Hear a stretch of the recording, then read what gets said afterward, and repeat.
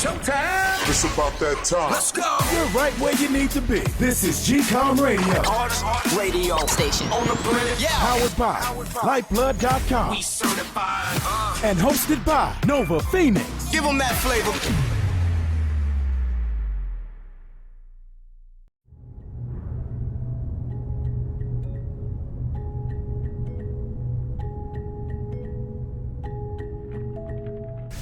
Hey, turn it up.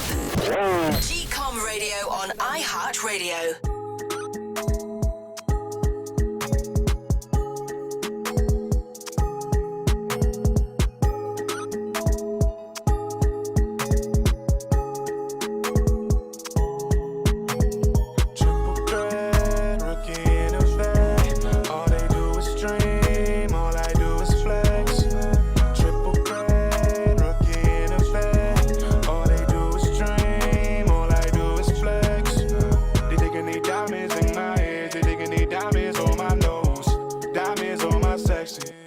Top to my toes, froze, diamonds in my ass, diamonds on my nose, diamonds on my section, head top to my toes, froze.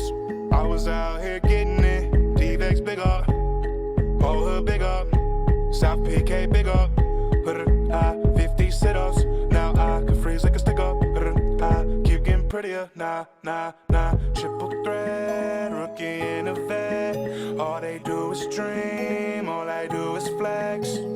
Triple threat, rookie in a vet. All they do is dream, all I do is flex.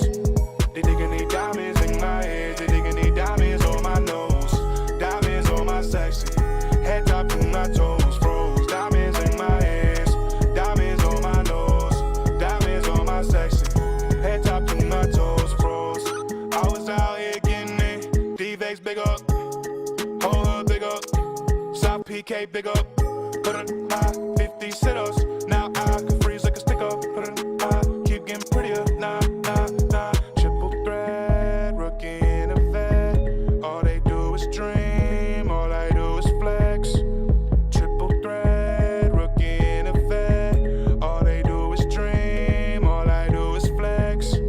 They digging these diamonds in my ears, they digging these diamonds on my nose, diamonds on my section. Head top to my toes, froze. Diamonds in my ears, diamonds on my nose, diamonds on my section. Head top to my toes, froze.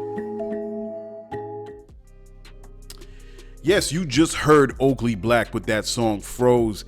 I haven't played that brother in a long time. I'm bringing him back again to open up the show.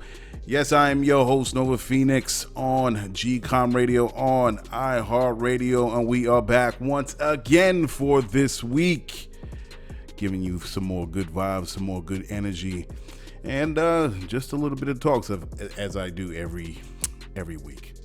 So how was your week going? Hopefully in this coronavirus period, we are enjoying our time at home. There's a lot of people not staying home, man. I'm going out every now and then. I still see people, doing their thing. Like this corona thing is not happening. This coronavirus thing. Stay y'all asses home. Come on now. Please stay y'all asses home. We don't need to be spreading this infection. The only thing I'm kind of concerned about is the reinfection. Can people be reinfected by coronavirus? I'm thinking about that. Last week, man, I went out for a quick minute. Let me tell you, the garage to my building, all the cars were in their place. No one has left the building. Everybody's at home, but there are some folks that I hear on my FB timeline that's enjoying this moment, like, living on the wild side. And remember, folks, even if you're infected and you do not have any symptoms, if you do have the coronavirus, you can pass it on. You can be a carrier. You could give it to your aunt, your kid, your nephew, niece, whoever in the family. That's why they want people to stay home, so we can slow the infection rate. And hopefully we can flatten the curve. All right, let's go with these opening mentions. So, because this coronavirus is happening, a lot of the celebrities that can't make any motions or go to work or socialize as they usually do are staying at home and giving us some laughs and giggles on IG and other places, going live, DJs, everybody around there. But who gets the biggest shout out is DJ D Nice. My man was doing it kind of like a quarantine club. I jumped in a little bit just to see what was happening. I mean, everybody was in there. Look, any celebrity that you can have on your tongue, on your mouth, or whatever that you can say was there, they were there. Everybody was there. Even Elizabeth Warren was there. I think even Biden was there, for Christ's sakes. Everybody was up in there. It was 100,000 strong. DJ D Nice was he was giving it his skills, man. And shout out to him for really bringing up the spirits of all those folks that are sitting in their homes, man. Yo, man, only he could have done it the way he did. I think he started out with like 500 people, kept doing it. My man was going on for each set for like 8 hours strong. And then last on Saturday night, it got to 100,000 strong, man. That's real love, man. That's real love. So shout out to DJ D Nice. So what is going on? Oh yeah, that's right. I told folks on last show that I was gonna let them know if you find any stores or individuals that's price gouging on some of these products, whether it's like the alcohol wipes or the pump alcohol things, whatever the case, even if it's food, you could call 311 or you could go to nyc.gov/DCWP. nyc.gov/DCWP. Just look at that link in the main window and it will tell you what to exactly do if you find somebody price gouging. Now, I saw something again on social media where this lady bought up the whole store. I forgot what store it was, but she bought up the whole store and she was packing all those boxes, and there was another lady that was videotaping and like, yo, how can you do this? And she was like, fuck off. And she was, of course she was saying more when the camera wasn't rolling, but as soon as that lady put up that phone, she was staying real quiet and throwing that stuff on there. And she was like, I bet you voted for Trump. And that lady was like, go Trump. Yo, man, it's crazy what people do in these times, man. You don't have to load up like all of a sudden there's like nuclear fallout outside, man. You also got to keep in mind that there are other people that need the products just as much as you do. I saw another video where a woman works at the docks, and the shipping containers that gets thrown on those 16-wheeler big rigs, and it goes to your stores, and you see them all over the city. This lady was taping it at the docks, and she was saying how these, what she called cans, those shipping containers, huge shipping containers that you see floating on the cargo ships, she said they would go like building height, probably like 50 feet, 80 feet, stacked. And that video showed that there was little to nothing that was being brought in at the ports. So it's just not you just buying up and just buying up half the store, taking half a shelf, but it's also a problem on how those shipping containers are getting brought in, because everybody's staying home, because things are shut down. You don't have those products that's coming in from overseas. So we have to be very mindful of what we buy in these stores, man. People do need them. One of the people said on that timeline, when that lady was taking all the box stock in her boxes in her truck. Also, the store has some culpability in that too, because they should have told the lady, nah, you're not buying all this stuff. There's a limit. You can't buy up like 100 cans of tuna. You can't do that. We gotta like spread it out to people that also need it. So shame on that. I forgot the name of the store. Shame on that store too for allowing this lady to buy up the whole damn store. What else is going on? Cardi B did her thing. She did her coronavirus song. Viral videos come when you least expect it. So she did her thing calling her coronavirus. And then some dude, his name is DJ I Marquise, took those words that she said on, I think it was IG, mixed it up and put it out there, and all of a sudden it's starting to go viral, and you have dances to this song. So she saw it. She didn't freak out, which I liked. It was cool. When she saw the video, she's like, oh, okay, let him live. All right, it's fine. Somebody got to eat something around here. And I like that fact, because you know damn well that Cardi B was eating. She could have easily put a cease and desist on this dude, but she didn't let him live. However, I think she did contact her her label and got in touch. And the guy, matter of fact, the DJ also was gonna give her at least half the profits, but she was like, nah, go ahead. But they decided to give most of the proceeds to people that are in a time of need during this coronavirus, and they was gonna, give that to charity. From what I understand, so that was a pretty cool thing to do. So let's get into that first segment of the show on what we got going on here. What is the deal? So this 2020 thing, as we all know, it has been really, let me tell you something. In December 2019, if you would have told me, if you would have told me 2020 was going to be like this, oh man, I turn back the hands of time. Let me go back to 2015, matter of fact. This 2020 is, it's terrible. But our focus is on the coronavirus thing, and everything is affected, as we all know. New York City is on lockdown. Even Cuomo wasn't trying to do that, but eventually he had to do, because these cases. And I always said that. I always said he was going to do it. I didn't care what he said. Oh no, we're not going to do any state of emergency shutdown. Hell no. As a matter of fact, hell yeah, you're going to do that. Of course you're going to do that, because as these cases rise, he's not going to want to be responsible as governor of allowing certain things to happen, and these cases are spiking. So, and lo and behold, what happened? And he never calls it that. He's just saying, we're going to shut down all non-essential businesses and keep the essential ones open. I'm like, dude, I knew that was going to happen. But, of course, the schools are shut down, work people, non-essential jobs are being shut down, sports games, everything all around, et cetera, et cetera, et cetera. And then as all this is happening, I'm thinking, wait a second, what about those primaries? So I went back and I did a little thing on the Googles. I was like, wait, we just had a primary. And looked at the primary schedule, and not just the past primary that just passed, and they were saying Biden took it. And I'm like, what are you talking about? Biden won. I don't understand how Biden, nobody went to vote. Who voting? A large section of our voting is from the elderly. If the elderly is most susceptible to catching the coronavirus and we're telling them to stay home, who the hell is voting? So, it turns out that a lot of the primaries have been postponed. So it's Georgia, Kentucky, Louisiana, Maryland, Ohio, Connecticut, Puerto Rico, and most recently, Indiana. Indiana is shut down voting for a later date. And as I talked about on the show last week, there's a lot of things that are happening that's changing the way our society does things. And I don't think we're ever going to go back to how we have done things before. And it's not like we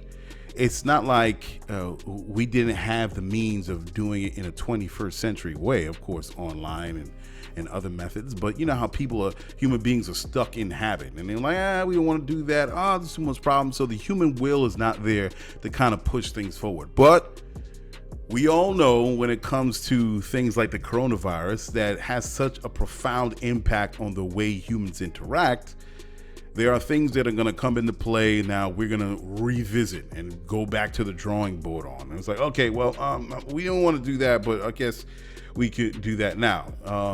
So I think in terms of voting, I think what we have to do is go back to online voting. That was discussed in a couple of articles. Online voting, people are going to have to do early voting.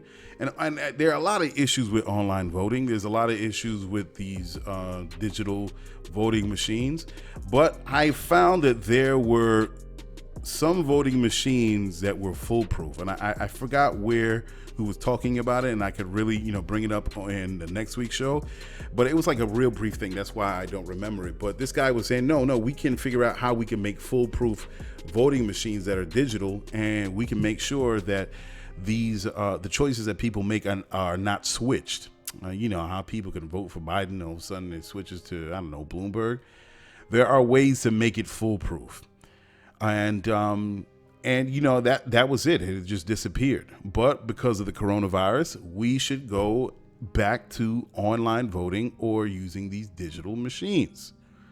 For those that want to show up, why not? And there are a lot of different ways so that we can make sure that corruption doesn't work its way into the voting process.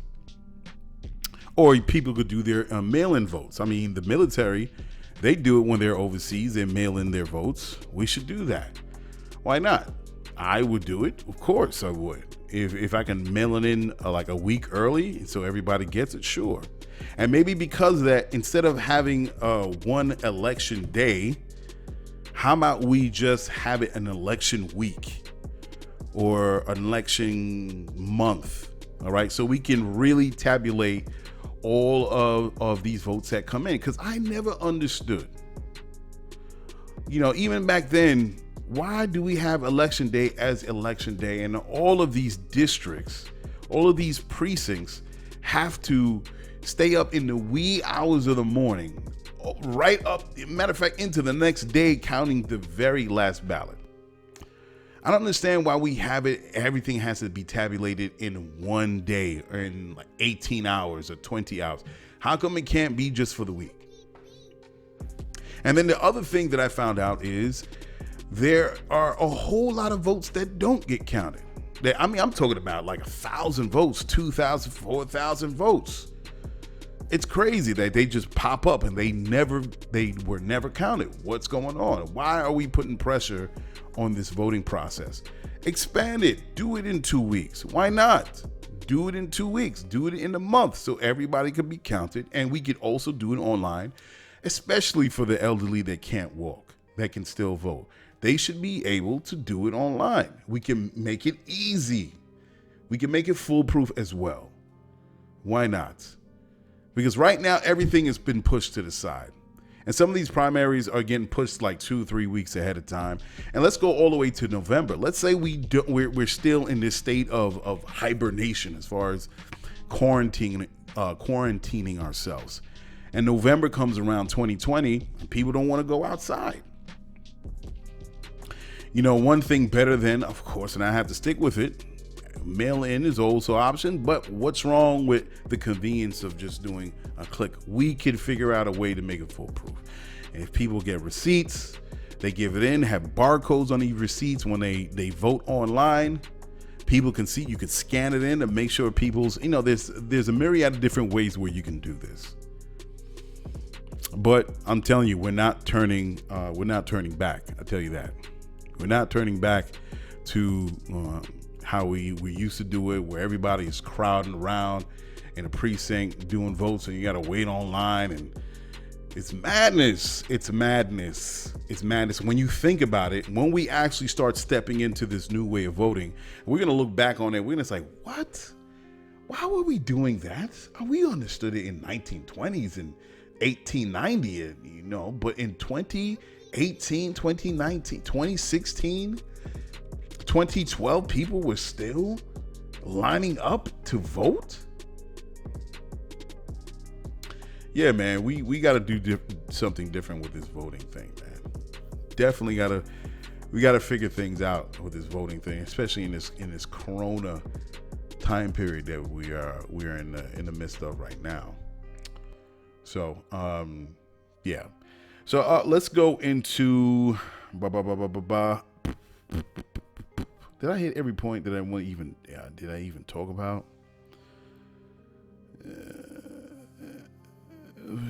Okay, yes I did. All right, we're gonna go into the first song of the show, or rather the second song actually. This group is called BlacLuve. It's a husband and wife R&B team. They had a great album that's out right now, and it's oh man, I'm drawing a blank, and I did not put it on my notes. I'll come back with the album in the next segment. But this song is called Weed and Roses. Weeds and Roses. So check out this song by this duo, husband and wife R&B group BlacLuve. Dope project, and you'll love this song. All right, we'll be right back.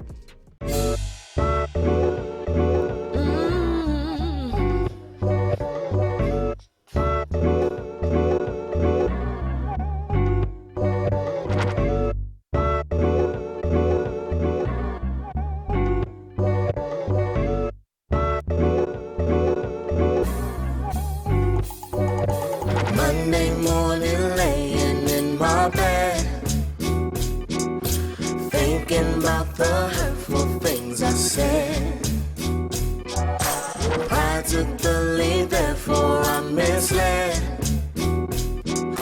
Should have spoke words from my heart instead. Tree leaves embrace sun rays as I lay. Thoughts makes raindrops hit my window pane. Seems like forever will end today. Can't right my wrongs with nothing left to say. It's like weeds and roses. Love or hate depends on what we chose. It's like weeds and roses. You know what you're rocking to? Rocking with the best. Only the best. GCOM Radio. Monday morning laying in my bed, thinking about the hurtful things I said. I took the lead, therefore I misled. Should have spoke words from my heart instead. Arguments replace love I once knew. Lies cover eyes searching for the truth. Warm intentions turns to what's so cruel. Now matrimony is a lonely view. Yeah, it's like weeds and roses. Love or hate depends on what we chose. It's like weeds and roses. Love or hate depends on what we chose.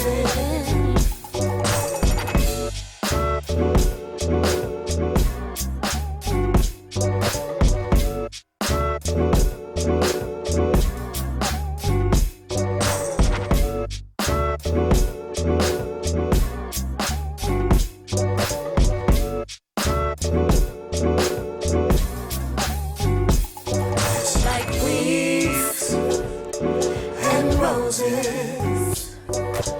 Love or hate depends on what we chose. It's like weeds and roses. Love or hate depends on what we chose. This is GCOM Radio, powered by Lyfeblood.com. Come join, be a lifer.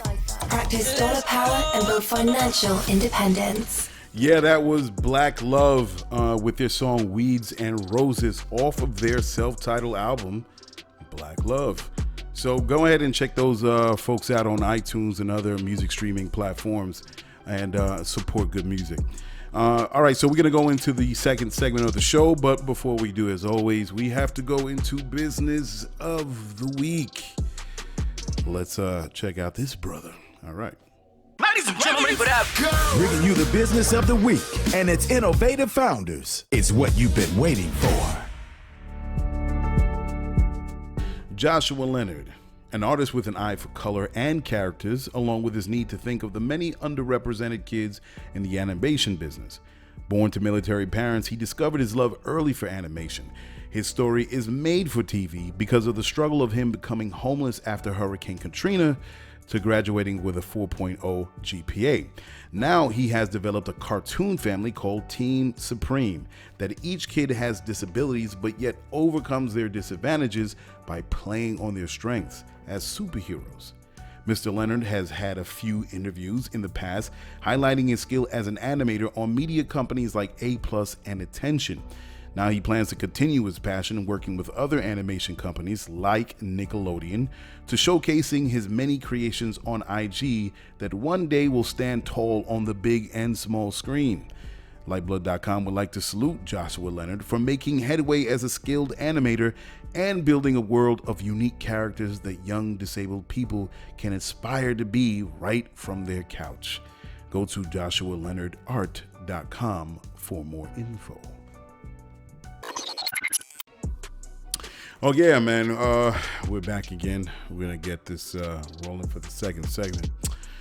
And what is going on? So it turns out, it's funny how things go, that the government, because a lot of people are have to close down their businesses and stay home, that the government has to do something, because if people are not earning money from their small businesses, that means they can't pay their bills. That means they can't. That means they can't pay, their rent and their mortgage and school payments and bills and all that. And now you're gonna have an economy that comes to a screeching halt, and the government can't allow that to happen because they don't want a riot on their hands.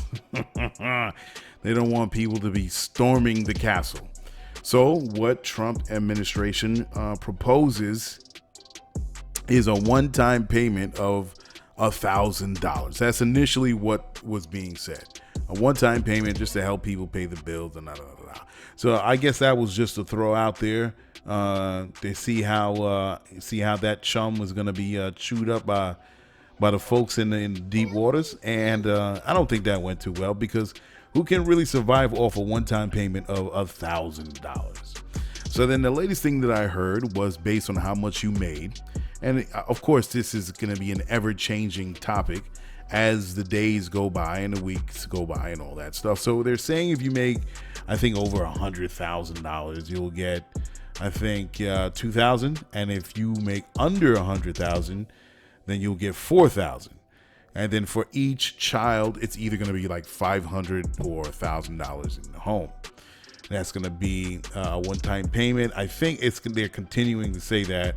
And then if things don't change into the second month or whatever, they will give people additional payments. Now, the word is being thrown around that this sounds like UBI, and UBI means Universal Basic Income.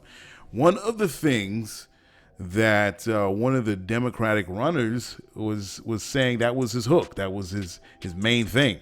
That was Andrew Yang. He was talking about UBI, and then the government or America makes enough money. Of course, if you shift around certain expenditures, we can figure out how to give every American $1,000 a month.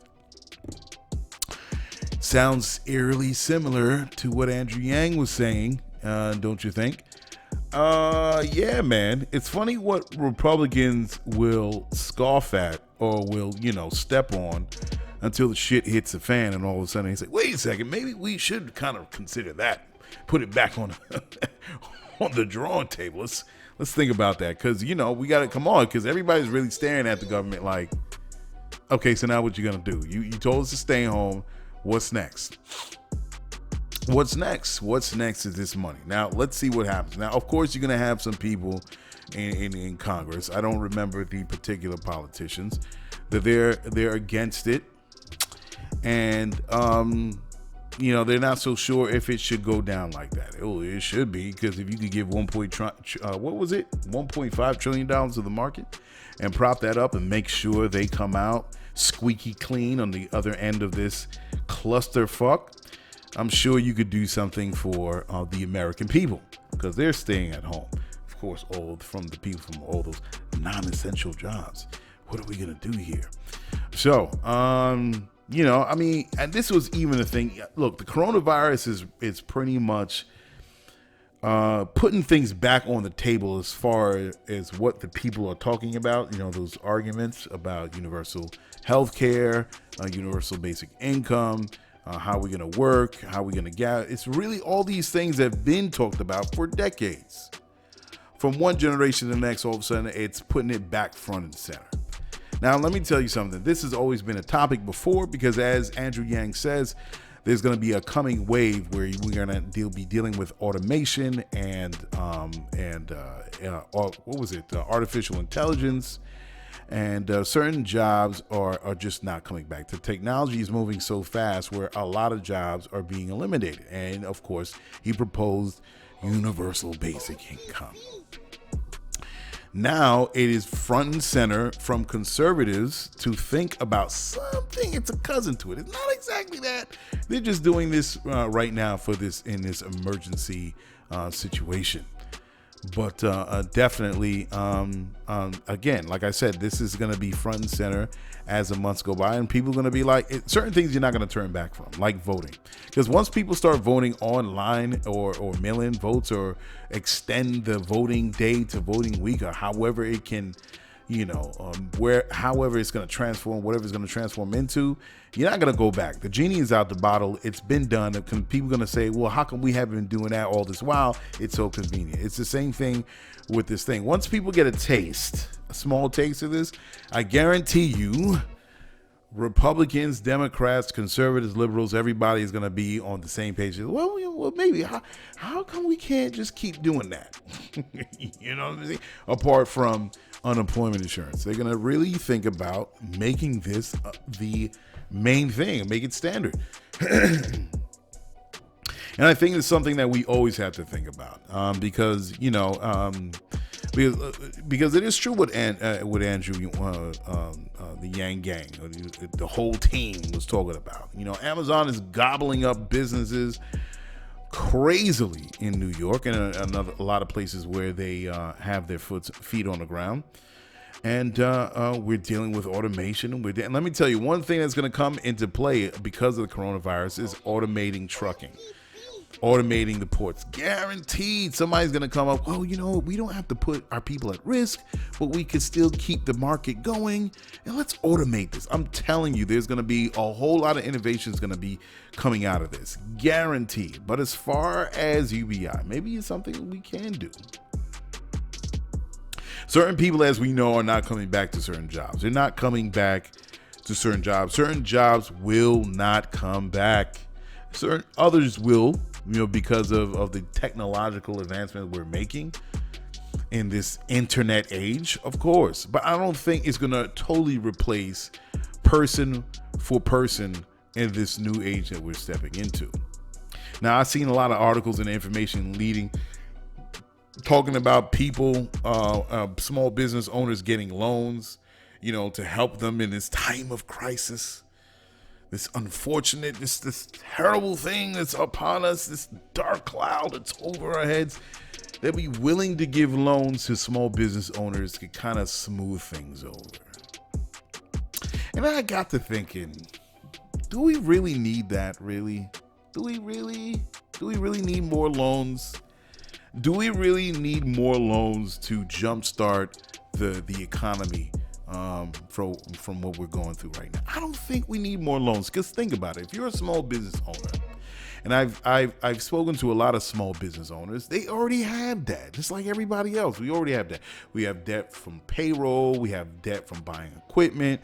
We have debt for slow periods that we're going through, and we got to make our rent. We have debt here, a little bit everywhere. And then there's also the personal debt. So all we're doing now is compounding our debt. We're kind of juggling the debt that we've been dealing with for the past 5 or so years. Especially if you're a new business owner and everybody has hard times. And now this coronavirus thing's hit and oh my God. And I know, and shout out to Shamir and her husband Frank. They got they're a prime example. They have a shop, a Reese hair loft in I'm sorry if I'm getting the name wrong, in Brooklyn. They had to close their doors because of the coronavirus, and now they're depressed. They don't know what they're gonna do because that was their bread and butter. Shamir does great hair. She's also a fashion designer, might I add, and she does a lot of wedding stuff, wedding dresses, such and so forth. But she does hair. And she does her thing, and they had the shop, and then Frank was cutting, he was a barber for the brothers, and now they have to close their store because of the coronavirus scare. So this is how it's affecting businesses. So what they're proposing is giving money to these businesses to smooth things over. But I don't think people need more debt. We don't need to compound our debt, because it only makes matters worse. All you're doing is kicking the can down the road, because if I already owe $25,000, $30,000 from what I'm doing, I'm paying it. I'm doing my thing. I'm paying, my business is making money, and I'm paying every month. Now all of a sudden now I have to get more loans. man, that's not what people need, man. People want to make some profit. They have some revenue coming in. They want to pay down their debt. They want to be in the black, as the accountants say, when it comes to your books. They want to remain in the black. But how can you do that if you're just compounding more debt? And I don't think that's what people need right now. We live in a debt-based society, man. That's what keeps this machine chugging along. That's what keeps this economic machine chugging along. You know, there's debt and there's payments, there's lenders and there's borrowers. You know, the lenders give the money, the borrowers take the money, pay the other person. If I'm spending, someone else is earning. And I know I have my debt, but I'm spending my money. I got the revenue coming in. I'm doing good. But then, as they say, these economists say with this market, you know, these how the ebb and flows of the economy is when we take on too much debt. And the lenders don't want to lend, and the borrowers don't want to borrow. So they can't spend their money in the places where they need to be. That's how the economy takes a dip. That's how we get into the recession. That's how the government has to talk with the central banks to kind of, you know, manipulate the interest rates. And then if you can't manipulate the interest rates any further, you got to do other things to get the economy chugging along like a locomotive. Somehow we got to kick more coal into the burners. But the problem is with that is that people are taking on more debt. It's not like they're just spending their money and earning and controlling what they owe. All they're doing is growing the mountain of debt that's on their cards, that's in their household. They're not dealing with the debt. They're kicking the can down the road, just like how our economy is doing, just like how our issues of the issues of economics in this country is going. We're kicking the can down the road. And I think we have to have another solution for this. Now, personally, for me, people need grants. They don't need loans. Money needs to be given to them without having to pay it back. I'm not even talking about zero interest loans. Forget zero interest loans. People don't want to add more on. They want to be able to just, hey, thank you, $10,000. That's great. This props me up. This is what the government needs to do. They need to offer grants, emergency grants, emergency debt relief. Cut the debt, more than likely, in this debt-based economy. Cut the debt. Cut it. I'm sorry, man. Cut it. Cut it. Cut it. Cut it. As the song goes. All right? Need to cut that debt. And people need to be given grants, man. Because right now, the way it's going, it's getting out of control. And the coronavirus only makes things worse. It only makes things worse.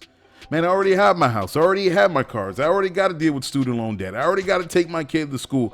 And I already got to run a business, and I already collecting debt on that. I don't need any more. I don't want it. I don't want it. And then all of a sudden you have politicians now, as you've heard, that knew that the coronavirus was coming. They knew in January that it was coming. So those that had stocks, they dumped them off. Millions. It was worth millions. And at the same time, they were telling people, oh, no, it's cool. It's cool. This is not a pandemic. We got this under control. Our economy is healthy. We're going to keep rolling. But they knew, and they dumped their freaking stocks. Now, it's funny to me, right? Before in my last post I put it on my IG account, I was like, you know what? I said something about the government, and I was like, I should have promoted it. I don't want to make it seem like I'm not really anti-government. I'm just anti-corruption, and I wasn't sure if I was going to post it, but I posted it anyway, and I promoted it. Before I knew about what was going on with these politicians that were well aware of this coronavirus spread. And then I read it, and I'm like, yo, wait a second. This is what I'm talking about. This is what I'm talking about. How can you dump your stocks that was worth millions? Isn't that insider trading, by the way? Didn't Martha Stewart go to jail for that? Didn't Martha Stewart go to jail for insider trading? You know something is coming and you dump your stocks. You're not supposed to manipulate the market like that or manipulate your portfolio. That's why I say, is the government really there? When I hear these things, is the government really there? They should have been real with the people. Look, we got some things coming. We're setting up this Corona with COVID-19 financial relief fund or something like that for the coming wave, so we can make sure. No, they were bullshitting you, and all the while they knew it was coming. And they did what they had to do to protect themselves and said, "Fuck you" to the rest of the American people. Now, like I said, we do need to handle this debt. It's only going to deepen the recession. Now, we could go on believing that this economy is running well and it's going to be, we got milk and honey and gold laced streets and car and all that. We're doing good. But all the while, we got the 18,000 pound elephant in the room with this debt, and all it is getting bigger, and it's going to sink us when the next recession comes. Something is going to be a lot worse. We got to reorganize this, man. That's why we have to seriously consider having another form of capitalism. And I hate when people say, I hate that what they call Bernie a democratic socialist. Forget these names. Forget conservative and liberal and socialist and communist and capitalist and all this. I need food, clothing, and shelter. And I've got to make sure I have a quality life, not just for me, but for my family. How can I do this? And what we need to do is seriously just come to terms with ourselves, knowing that how our economy has been working for the last 40 or 50 years has been falling apart and rotting from the inside. And if we don't come to terms with that, we're going to deal with something that's a lot worse than a recession. And the people are going to come out with their forks and knives and start salivating for the rich. And the rich have said it. They have said it. There was one particular guy, I think it was a TED Talk, that was saying, if we don't deal with this, we are in trouble. Now, how can you do that if you have President Trump that's going to pass a tax plan that cuts the taxes for the richest of his what do you call it? His ilk. We are heading for a serious problem in this country, and it's not going to be solved by giving out loans. I don't care if you call it zero interest. I don't care if you say, okay, we're going to cut the interest to your student loan. No, man, that is not helping, because we don't know how long this is going to be going on for. Some 2 months, some people say 2 months, some people say 4, some people say to the end of the year. And we're not going to solve it with more debt. So, I think we seriously got to come to our politicians and go to our politicians and say, look, no, we don't need loans. We need grants. We need for you to prop up the economy. That's how you're going to do it. All right. You want to deleverage during a recession times. You want to have a proper, balanced, beautiful deleveraging. You're going to have to go to the right people. I don't care who you go to. Like, all right, we don't need to give loans. We need to just give this money away. All right. And we need to fix this, have a fair tax plan. Because I'm telling you, man, it's coming. The wave is coming. Where the people are going to get so upset. I'm not even talking about liberals. I'm talking about even the people that believe in Trump. Even those same folks that believe in Trump, and they at the same time, they're starving, but they want to believe in them. They want to believe in them. But the ribs is touching. But it's going to get to the point where they're going to be like, you know what? Screw all that Trump business. I'm talking about the Trump supporters. Because right now, this life right now ain't working out for me. No matter what you say, yeah, about that wall, yeah, about brown people, but it ain't coming for you. Because really, all people have to do is read. Read, man. I was telling people, this one guy, one last thing before we go get out of here. I was telling this one guy about his housing, what do you call it? Him getting back his money at the end of the year when he does his taxes. Where what he could claim or reclaim from his taxes, from his house, from the property tax he's given, got capped from, I think, 15 to 16 down to 10%, and then the rich's taxes got brought down. They got a tax. He didn't believe me. I don't know what he was thinking about me. Man, I was a liberal black guy, and I hate when people associate me being a liberal with black guy. Hey, maybe some things I do agree with the liberal, but I hate all that liberal talk. because it puts people in the box. Anyway, I said, bro, I'm gonna come to you the next day. I'm gonna tell you what he said. No, Trump would do. I'm saying, I'll tell you. So I'll see you tomorrow. So I got my information. I went to him and I was laughing. I was smiling. I said, yeah, bro, your taxes got cut. It got capped for your house when you need to get your money back at the end of the year. Oh, where'd you get that information from? He thought I was gonna tell him some crazy liberal website. I'm like, yo, bro, I got it from .gov. I got it from the .gov. Go to IRS.gov, man. I got it right from the website. IRS. People don't read, man. Read. They can tell you whatever they want to tell you in front of the camera. NBC, ABC, Fox News, MSNBC, wherever. At the end of the day, it's on paper. Read, man. Read. It's on paper. It's online.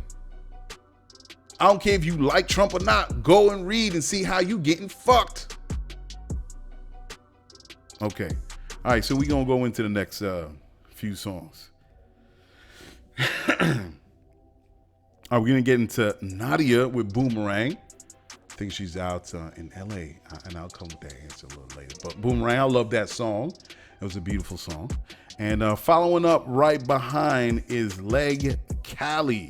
And I did not get this brother's song. And let me make sure I get it right, because then if I don't do it now, I'm going to be upset. Lege, Kale, and his song is... Let me see here. And I played this brother before, and I thought it'd be great to get him in again. And his song is called Ghost, featuring YNG, Yaj, and Tay Fresh. So we're gonna go into Nadia with Boomerang, and then we're gonna follow right behind it with Lege. Hopefully I'm pronouncing his name right. Lege Kale with Ghost with his boys YNG, Yaj, and Tay Fresh. All right, listen up. Again I am here in fear, wondering where I begin, spinning off my access, falling off the atlas. Where do I go from here? Came right back, boom, boomerang, baby. Threw me to the wind, turbulence made me crazy. Should've flown down onto the east shore and never look back, somehow I want you more. Came right back, boom, boomerang, baby. Threw me to the wind, turbulence made me crazy. Should've flown down onto the east shore and never look back, somehow I want you more.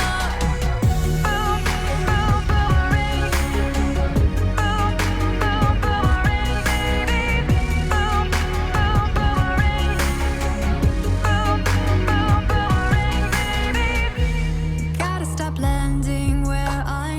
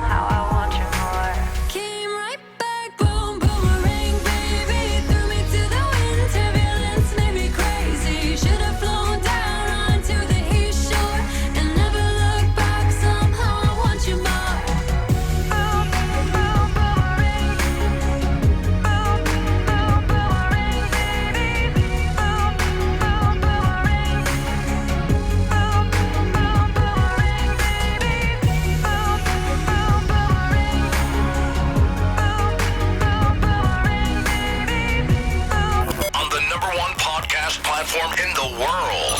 GCOM Radio on iHeartRadio. New shit looking hectic, it's a ghost town. Balling out the lot, I feel at home now. Danny Phantom, APC my own now. New shit looking hellish, that's a ghost now.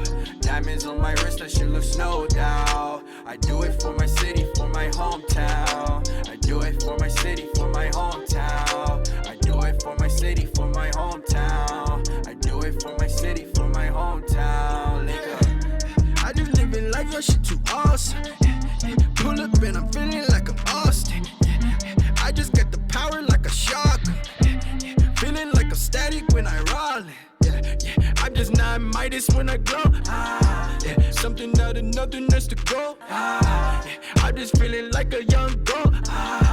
Level up, that's OHIO. I just got the diamonds that she froze. I just got to work where I'm a roll. She hit me as they pull up to my show. Touchdown in your city, here we go. Now we ballin' out the lot, I feel at home now. Danny Phantom, maybe see my own now. New shit looking hellish, that's a ghost now. Diamonds on my wrist, that shit look snowed out. I do it for my city, for my hometown. I do it for my city, for my hometown. I do it for my city, for my hometown. I do it for my city, for my hometown. Link up.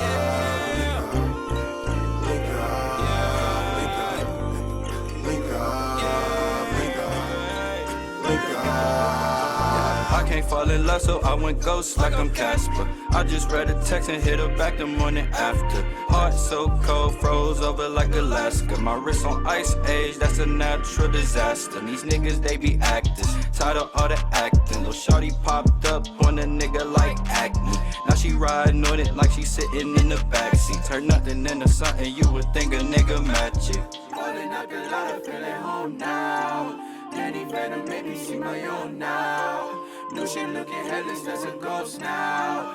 Diamonds on my wrist, that shit look snowed out. I do it for my city, for my hometown. I do it for my city, for my hometown. I do it for my city, for my hometown. I do it for my city, for my hometown. Link up. I done got a shorty from the city and she bad too. On it, on it, on it, on it, on it, on it, bad too. On it, on it, on it, on it, on it, on it. If you don't know, then what you know. Yeah. Reppin' for my city and my hometown. I need my bread, you gotta pay me if you owe down. And with some players, we gon' let these hoes go down. We from the O, but you know we plugged in your town. Fuck being selfish, we gon' let that money go round. No, we ain't cuffin', we gon' let these hoes go down. You send a sign and I'm on go when I'm in your town. Reppin' my hometown, we bout to blow now. We bout to do it for me. Do it for me. Found this thing from the city and she bad too. Found this little baddie from the city and she bad too. Found it from the city and she bad too. Okay, so we're back again. As I said, that was Nadia with Boomerang and Kale with Ghost with him and his boys. Yeah, man. So shout out to Kale and big ups to him and especially to Nadia. Much support to your artistic endeavors, and I'm looking forward to hearing more good songs. All right, so for this last segment of the show, it's funny. So I was reading. Oh yeah, before we go into that, of course, I always forget. Let's get into news you need to know. Let's go into that. Ladies and gentlemen, around the world and right in your neighborhood, it's the news you need to know. Bloomberg transfers $18 million to DNC. Bloomberg has decided to transfer $18 million to the Democratic National Committee and several field offices from his 2020 presidential bid to state parties. After losing ground in the primaries and caucuses, Bloomberg is sticking to his statement that he will support the Democratic Party in defeating President Donald Trump. Bloomberg originally wanted to create an independent entity to back Democrats, but ultimately decided to support the party to be, quote, united in strategy and execution, according to a memo from his campaign to the DNC. This will allow resources to hire hundreds of organizers in key battleground states. Quote, with this transfer from the Bloomberg campaign, Mayor Bloomberg and his team are making good on their commitment to beating Donald Trump. This will help us invest in more organizers across the country to elect the next president and help Democrats to win up and down the ballot, unquote, says the DNC chair Tom Perez in a statement. First U.S. citizen gets experimental coronavirus vaccine. A volunteer received a dose of an experimental drug in Seattle, government health officials announced on March 16th. In weeks to come, researchers will use 45 participants in the trial that will test the vaccine for widespread use in the general public. This trial will take place at Kaiser Permanente Washington Health Research Institute in Seattle. Under the current circumstances, the vaccine will be fast-tracked into clinical trials without testing in animals, which is typically done before human testing occurs. It usually takes 12 to 18 months for an approved vaccine to be ready for the general public. Quote, finding a safe and effective vaccine to prevent infection with SARS-CoV-2 is an urgent public health priority. NIAID, National Institute of Allergy and Infectious Diseases Director Dr. Anthony Fauci said in a NIAID statement. Quote, this phase 1 study, launched in record speed, is an important first step towards achieving that goal. Trials launch in 3 phases. Phase 1, 20 to 80 people are given the drug, and it provides info on side effects and how the body metabolizes the treatment. Phase 2 expands the trials to several hundred people to get specific data from the drug's responses in a period of several months to 2 years. Phase 3 to further expand to 300 to 3,000 people. Last is phase 4. After the release of the drug to the public, researchers can track the medical benefits of the drug and side effects not seen in previous trials. That being said, the coronavirus vaccine may or may not reach phase 4, but scientists say it looks promising in limited studies with mice. As trials makes its way, other international researchers continue to study to find alternative vaccines to combat COVID-19. And that is the news you need to know. All right. That was news you need to know.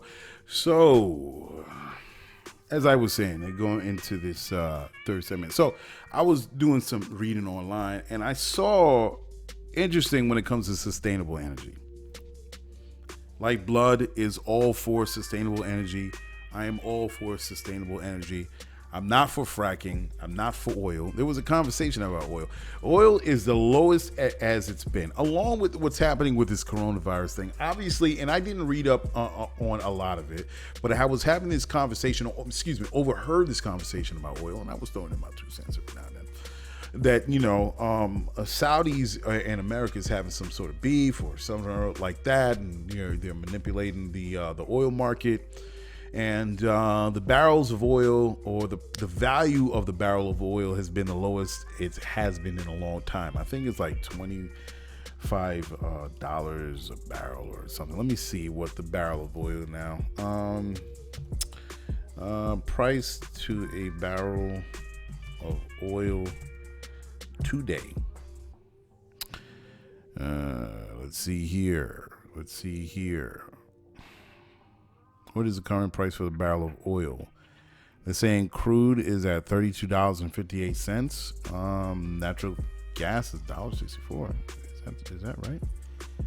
Let me go into the crude oil prices. So WCG, it's WTI crude is $22.63 a barrel. Brent crude is $29. Let's say natural gas. I can't find natural gas. I don't even know. I'm not really big into like stocks and stuff like that. And I can find out just so I can be aware, so I can be in the know when I talk to you guys or when I talk to somebody else. Well, let's say the crude is now about 22. It's pretty low. I think right now New York gas at the gas station, I think it's like $2.60 or something or that. So it is pretty low. It's pretty low. But I'm really not into, petrodollars, man. I'm not really into oil because, it encourages war and conflict and beef. And then we use a lot of that to destabilize other countries, and other countries use it to try to manipulate their standing towards the United States, us over here, and it just gets to be a mess. But it's funny. We have this thing that kind of, we kind of revolve around. we have an orbit around this star. That's another name for it. Oh yeah, it's the sun. The sun. Yeah, and why are we not, being more because of all this conflict and these issues that we're having with, of course, the Saudis and all the other countries that are holding oil. They say we have enough of our own reserves in oil, so we do not have what happened in the oil embargo in the 1970s. United States will never be put in that same position, right? So, we have our oil rigs, and we get oil from Venezuela, and I think from Canada a little bit. So, it's crazy.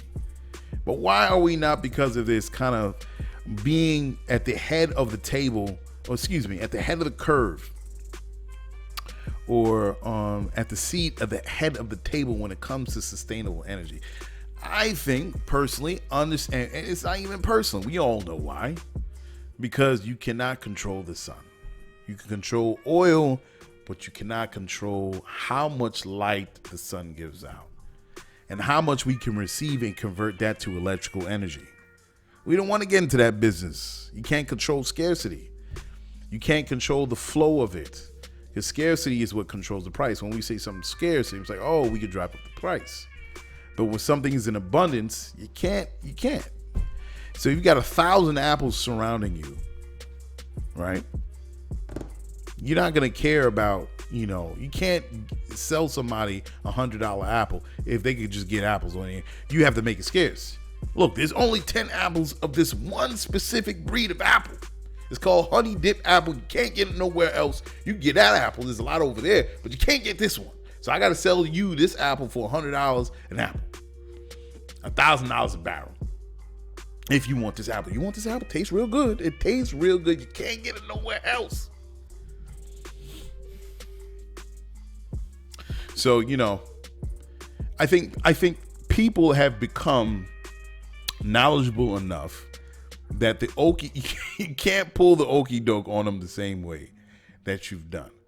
Because in the age of information, in the age of the internet, people are exposed to information where they say, wait a second, we don't need oil. We can have sustainable energy. We can use the sun. We can use, fusion energy. We can use, what do you call it? What is it called? Oh my God. I'm such a loser that I should know this. And I'm drawing a blank.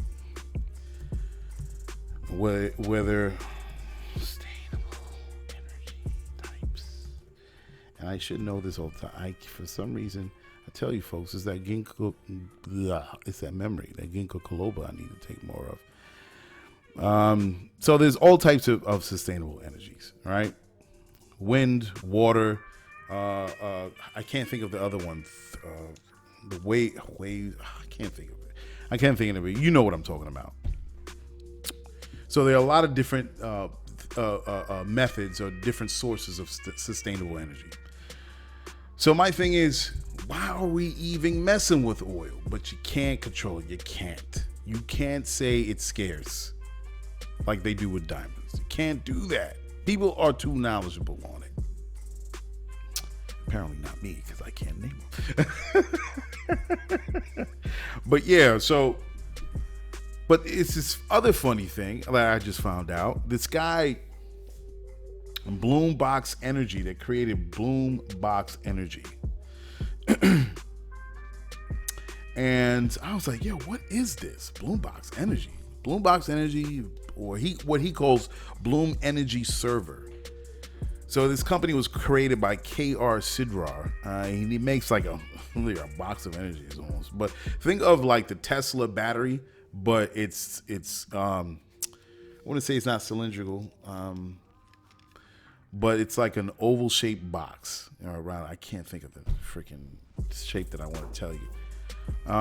It's a large unit that makes energy, electrical energy from natural gas or biomass. By using this electrical process, it converts the chemical to electrical without risk of fire. It could be in someone's backyard. It could be in someone's house, a building, where you can have enough of this and you can create a microgrid, a micro power grid. So you could draw this energy from yourself. Instead of again PSE&G providing you power, you can have one of these what you call Bloom Energy server units, and then you can make your own energy from the natural gas that gets pumped into your domicile. So I'm like, yo, what does this do? So I'm like looking it up, and it turns out this guy has been around for a while. I'm going on YouTube. He was on, I think, 60 Minutes. And, you know, he was telling, I forgot her name, the 60 Minute lady, about this new, you know, invention. And then he's even IPO'd, and he has a lot of deals with some major companies. SAP Center in San Jose, Kaiser Permanente, right? Did I not mention that? Kaiser, it's funny. I just mentioned that in the news you need to know. And to find out this guy provides these Bloom box or Bloom energy server units to Kaiser Permanente. Walmart, Home Depot, Google, Safeway, and NASA. So you have these large institutions that have gone into business with this man, that have bought his units to make sure they can run off of their own power, and yet we cannot get it for ourselves. Now, he says it's very durable. There was typhoons in Osaka, Japan, and he has some units even out there that powers a fish market, and nothing happened. There was an earthquake in Fukushima, Japan, and it was the only energy infrastructure, Bloom Energy, that sustains itself. In a 100-mile radius, they had 25 locations, and not one of them lost gas supply. And you think, okay, well, if he's in Osaka, Japan, he's in Fukushima, Japan, he's SAP Center, Kaiser Permanente, Walmart, all these places, how come I can't get this thing, right? So he tries to go in each city, but yet it has its own laws and regulations and permitting. And some people are saying, wait a second, you bring in natural gas and you convert it to electricity. We're talking about fire here. This sounds like a fire hazard. We got to break this thing open. And so he's getting some resistance.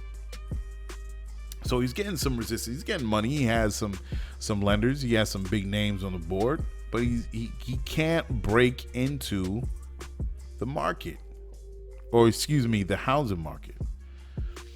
Independent, you know. So I'm like, oh, that's interesting. So his argument is solar power. If there were ever was a blackout, solar power wouldn't be able to provide power to a hospital or a particular building if there was a power outage for more than a few days.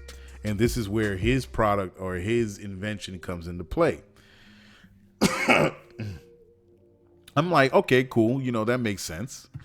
So how come I can't get this thing as a homeowner? How come I can't run it? Because again, you're running into the issues of the old guard not being able to let go of their grip with the new guard that's coming in. Now, I'm a Tesla fan all the way. You know, everything about his cars, to the solar panels that for the roof of the building, to the shingles that are solar panels, to the battery, to everything that this man creates. A Hyperloop. I'm like a Tesla fan. I'm into everything because I'm all about looking forward, going forward, how to improve humanity. How, as a technologist, can I make people's lives easier and more efficient?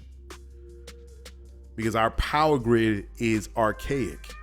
And when you have a hurricane and you have a major storm like what happened in Fukushima, in Osaka, you have to figure out a way where you can detach yourself from the larger power grid and hopefully provide your own power to power your home.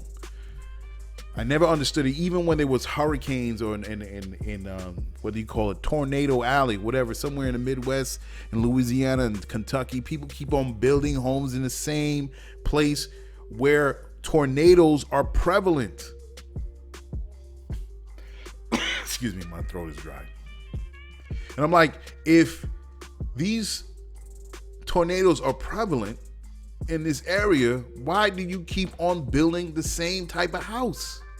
It doesn't make sense. Why isn't a technologist, someone forward thinking, comes in and say, hey, listen, these houses keep on getting knocked down.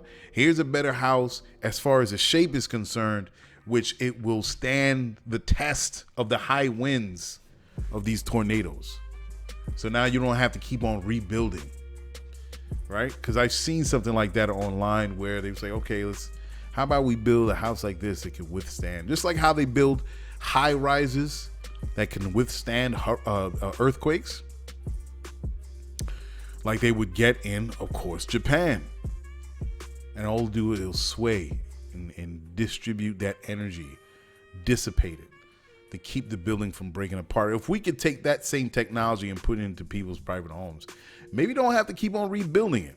But in terms of the sustainable energy, what I'm talking about with this Bloom field or Bloom Energy Server Unit, it's got to be, the people have to come into place and start saying, okay, we want to start doing something different.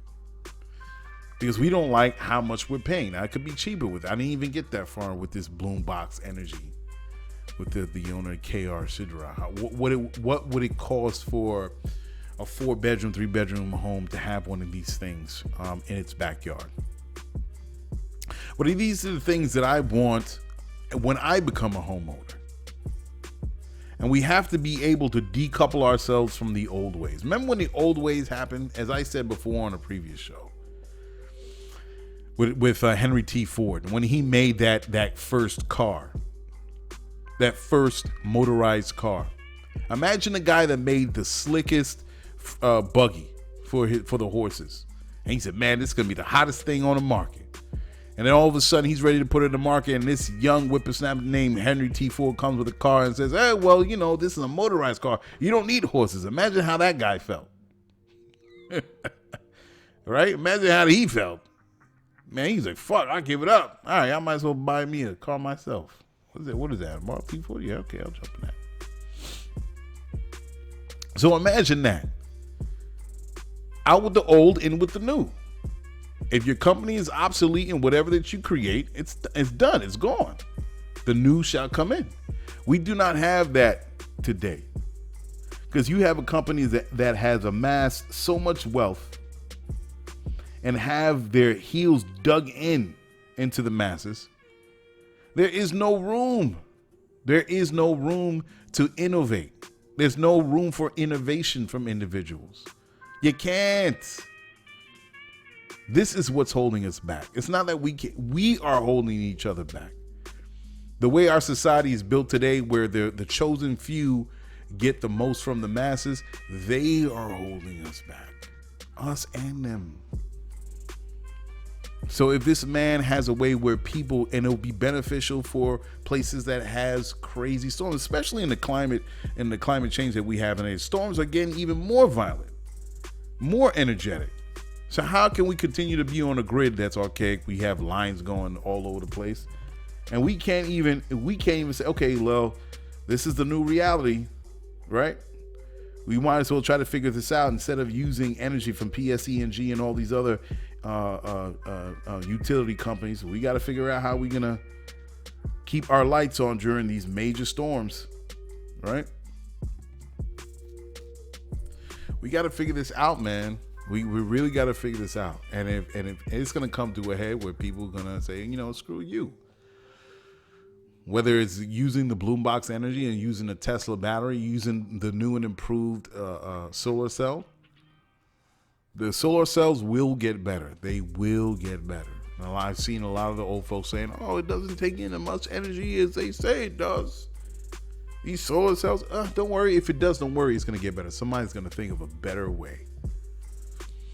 We're on the cusp of a new day. And hopefully what I would like to do is having Lyfeblood being a part of that. And one of the issues that I was seeing, not just with this gentleman with the Bloom Box Energy Unit that he's selling, but other inventions that were made in the past decades that got ate up.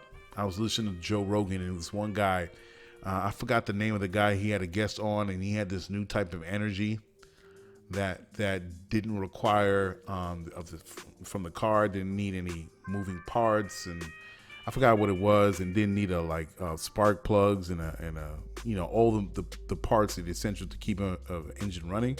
I think it was some toroidal energy thing. It was something the guy was saying. And all of a sudden he came, somebody bought him, and he was all good to go. As soon as somebody gave him money, disappeared. And then he met the guy 4 years later or something like that at another display or a trade show, and he was pissed off. The guy was talking to the guy that created this new car engine with toroidal energy or something or other. And he was pissed. He didn't want to go into it. They gave him money, and all of a sudden they took his website off. They took his product off. Everything gone. That's the thing. That's what the competition does. They'll say they're interested and want to give you money, but then all of a sudden, your product never sees the light of day. That's why we got to get into something else when it comes to new inventions and innovations. That's where Lyfeblood comes in, and hopefully what we can do. You know what? I'm not trying to mess with you. And I say to all those institutions, Lyfeblood is not trying to mess with you. That's fine. Well, Lyfeblood will get into it. We'll fund it ourselves. We fund these inventions ourselves. And we'll bring a prototype up to, who's this? Okay. Well, I'm sorry. I was getting a message. We'll bring it up as a prototype. And if it works, we'll mass produce it and we'll make it available to lifers. And we'll put it within our own city limits. What you talking about? We talking about city limits. Hey, man, I got plans. Hey. I have plans. We'll make it available to the people. It doesn't matter what invention that you have, what new energy innovation that you have when it comes to using water or taking the energy right out of the air, extracting the energy right out of the air, and it's forever powered. Whatever new invention that you have, it will be a part. We will fund you. If you want a private, that's your business. We're not going to call it as owned by Lyfeblood. We're just going to hopefully create that network where you can build this new invention and you can put it out there. All we ask for is for it to be a part of Lyfeblood as we build our community around the world. And if folks want to be a part of it, they can join in. They could become members and live within the city limits. And they can be open to all of these new technologies. There are things that we have created that nobody knows. It doesn't see the light of day. It doesn't get out there. And then when it does get out there, they're said they're quacks. This doesn't work. Impossible. No, we're not here for that where Lyfeblood is concerned. We're here to turn the page to the advancement of human possibilities. We're here to turn the page to the human potential. What we can do. I wanted to put it on full display to the world that this is not the society that you think we can be. Everybody says, oh my God, Blade Runners? We don't even have flying cars yet. Blade Runner, when it came out, they said 2021 or whatever futuristic movie that came out by Steven Spielberg back in the day in the 80s. And the thing about it, how this is happening with these new forward-thinking inventors when it comes to energy, that we could have been here today.